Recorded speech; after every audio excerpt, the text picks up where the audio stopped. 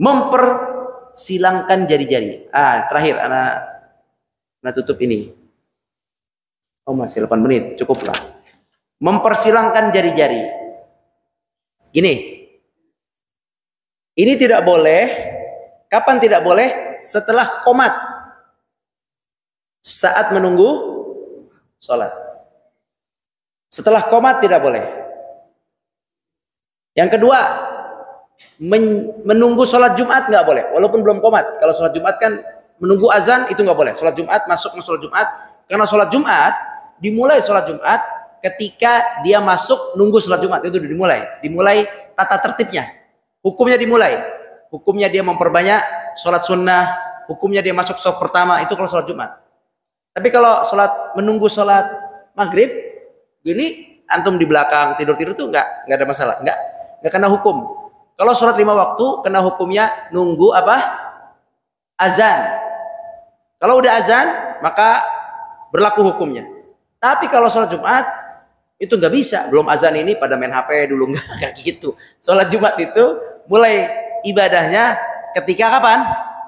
Masuk masjid, walaupun masih setengah jam, 1 jam. Karena ada hadis, barang siapa yang sholat Jumat datang duluan maka seolah-olah berkorban dengan hewan unta. Nah itu, jadi dimulai sejak dia datang duluan, dimulai ritual ibadahnya. Nah di situ maka dia udah tidak boleh menyilang-nyilang jari. Tapi kalau sholat fardu 5 waktu dimulainya saat azan. Setelah azan maka dia duduk di sini, dia jangan begini. Kadang begini, walaupun begini duduk, nih, gini. Menyilang nih nggak boleh. Ini tidak boleh karena ini kebiasaan dulu, kebiasaan orang-orang pemimpin yang angkuh, pemimpin Quraisy yang angkuh, orang kafir suka begini. Maka ini tidak boleh ketika menunggu sholat. Sampai sholat pun nggak boleh.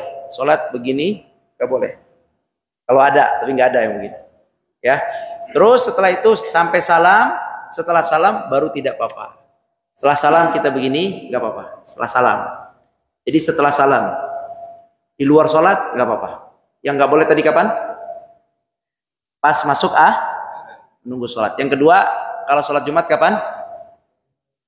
Pas masuk masjid menunggu azan dan menunggu imam naik mimbar itu nggak bisa. Pas imam naik mimbar juga nggak boleh. Itu ketika sholat Jumat. Hadisnya,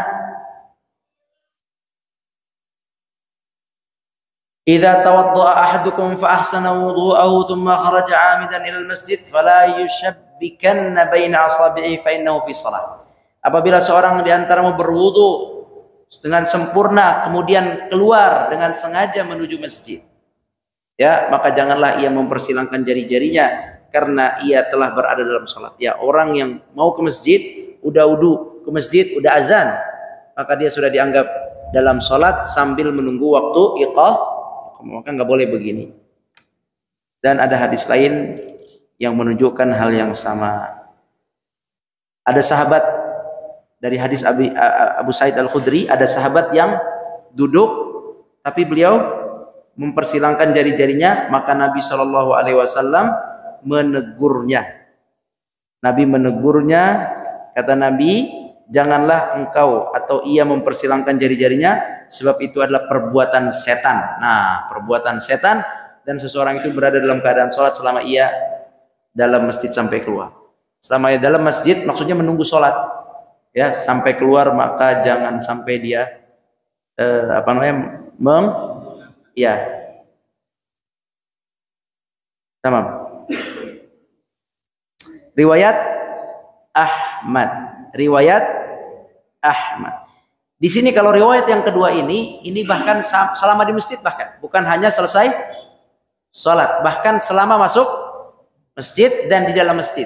Selama dalam masjid bahkan seperti itu. Tapi keterangan ulama itu adalah dispesifikkan lagi ketika menunggu sholat. Itu lebih spesifik lagi karena berkaitan dengan kondisi kita dianggap sholat ketika menunggu sholat. Ya, kalau di masjid lagi bersih-bersih, lagi ngobrol biasa itu tidak. Jadi kita ikuti pendapat ulama yang menjelaskan bahwa maksud di dalam masjid adalah ketika menunggu sholat.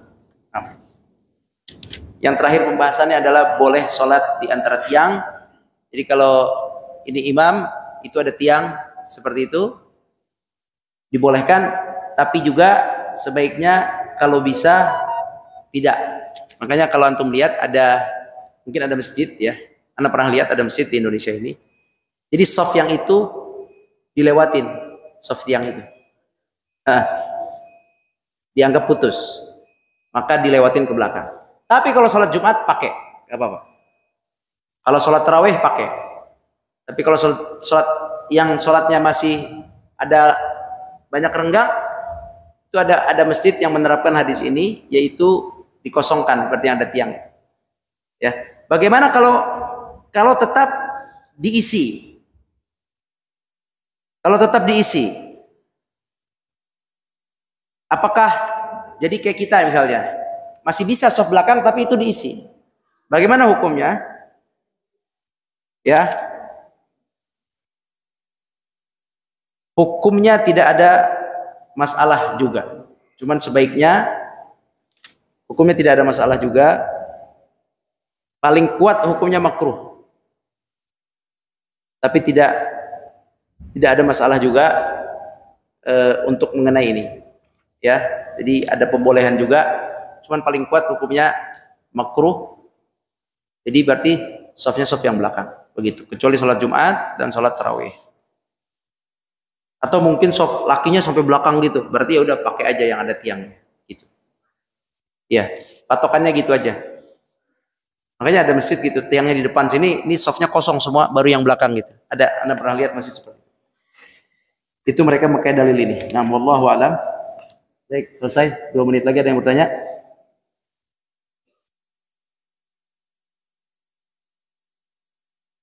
Makruh ya, hukumnya makruh, paling mentok makruh. Ada lagi yang bertanya? Waalaikumsalam. Silakan. Bawa.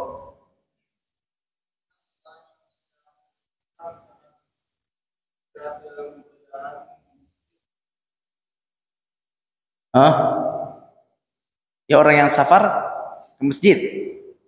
Bagus. Maka dia sholat bersama jamaah menyempurnakan. Kalau musafir sholat di masjid ikut dengan sholatnya imam, sempurna sholatnya. Rakaatnya sama.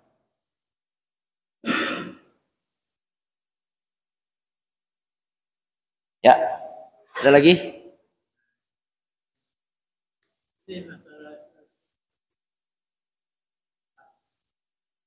Orang tidak ngerti bertanya. Itu orang kita diam aja atau sebaiknya diam aja, kasih isyarat aja. Sebaiknya. Boleh kasih isyarat. Boleh. Iya, khutbah. Gak apa-apa. Kita ingatkan dia, tidak apa-apa. Ya, nggak usah jawab lah pokoknya. Kasih isyarat saja, tidak perlu dijawab. Nah. Baik, terima kasih sampai di sini. Wallahu a'lam. Yang benar dari Allah, yang salah dari Anda mohon maaf. Nanti kita bahas tentang tempat-tempat yang terlarang dalam melakukan sholat. Tempat yang nggak boleh melakukan sholat di pertemuan yang akan datang. Subhanakallahumma bihamdik. Asyhadu an la ilaha illa anta astaghfiruka wa atubu ilaik. Syukran. Assalamualaikum warahmatullahi wabarakatuh.